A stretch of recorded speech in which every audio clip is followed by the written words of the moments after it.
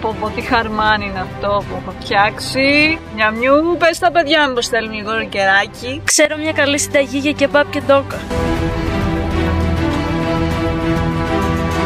Τι ζήτησα. 2 κεφάλια να βρω να κόψω αυτή τη εβδομάδα.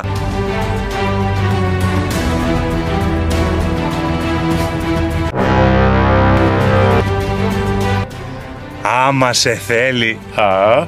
Όμως ηρώη. Σου έχω πει να μιλάς ελληνικά, δεν ξέρω ιαπωνικά.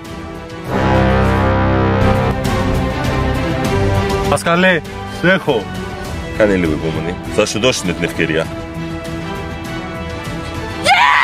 Πού πάει με το ξύλινο σπαθί, δάσκαλε?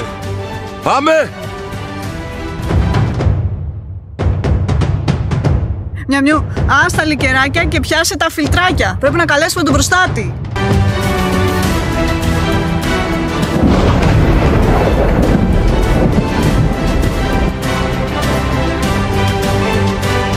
Καλά, όλους τους σκόντωσες. Άστο, πάμε να φύγουμε.